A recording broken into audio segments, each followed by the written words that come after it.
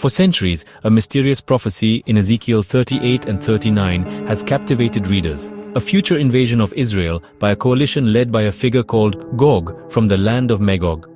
The prophecy details a powerful alliance from the north, east and south, targeting a regathered and secure Israel. The leader, Gog, is described as the chief prince of Meshech, Tubal and Rosh, a name many scholars now link to modern-day Russia.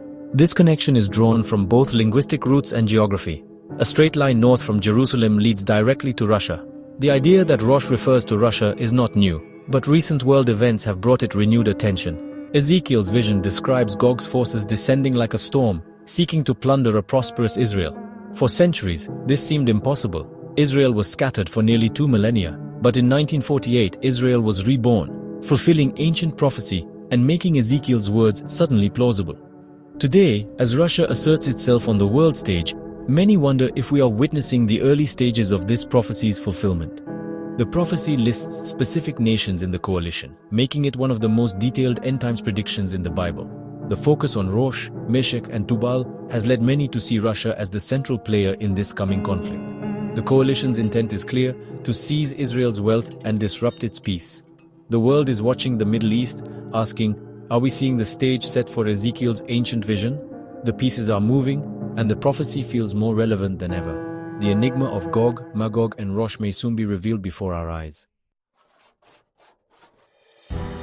Ezekiel's prophecy doesn't just name Gog, it lists his key allies using ancient names that scholars have linked to modern nations. Persia is the most obvious, today's Iran, which only changed its name in 1935. The alliance also includes Cush and Put, identified as Sudan and Libya, both south and west of Israel. Gomer and Togarmah, ancient peoples from Anatolia, are widely recognized as modern Turkey. For decades, Turkey was a secular NATO ally, but recent years have seen it pivot toward Russia and Iran. The coalition described by Ezekiel, Russia, Iran, Turkey, Sudan, and Libya, matches today's shifting alliances. These nations, once divided by history and interests, are now cooperating in ways that echo the ancient prophecy. The prophetic map is becoming clear. A northern alliance led by Russia with partners from the east and south converging on Israel. This alignment was unthinkable for centuries, but today's headlines mirror Ezekiel's vision. The ancient puzzle pieces are falling into place. The coalition's purpose is unified, to challenge and invade Israel in the last days. The world is witnessing the formation of alliances that seemed impossible just a generation ago. Ezekiel's words are no longer distant history, they are a blueprint for the present. The prophecy's fulfillment appears closer than ever.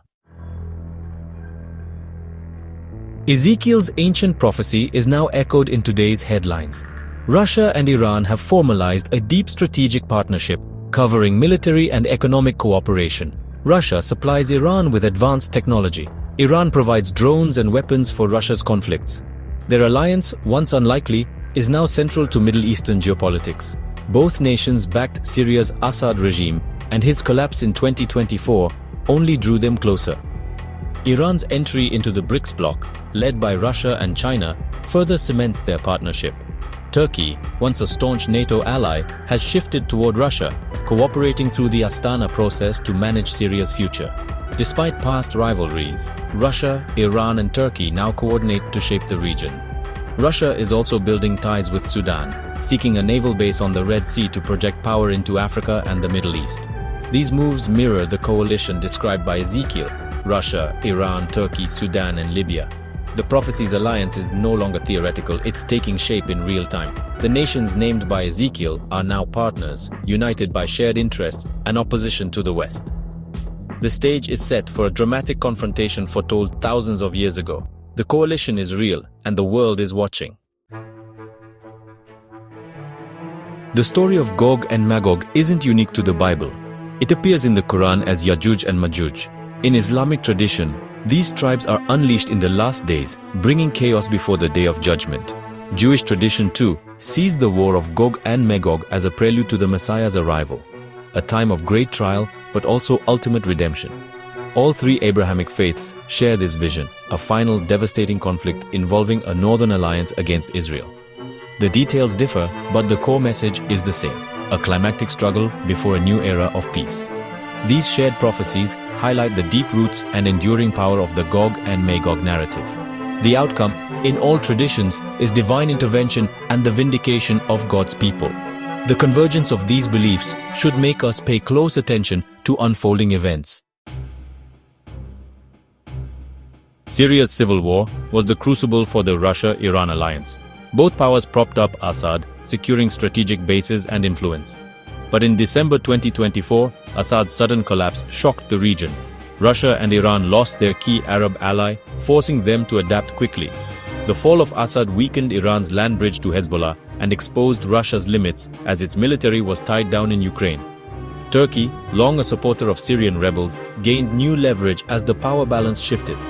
Russia, Iran and Turkey scrambled to protect their interests, convening emergency talks under the Astana process. With Assad gone, Turkey's influence in Syria surged, while Russia and Iran found themselves negotiating from a weaker position. The Middle East's alliances have been reshuffled, creating a more volatile and unpredictable landscape. The prophecy's coalition is adapting, but its core remains intact.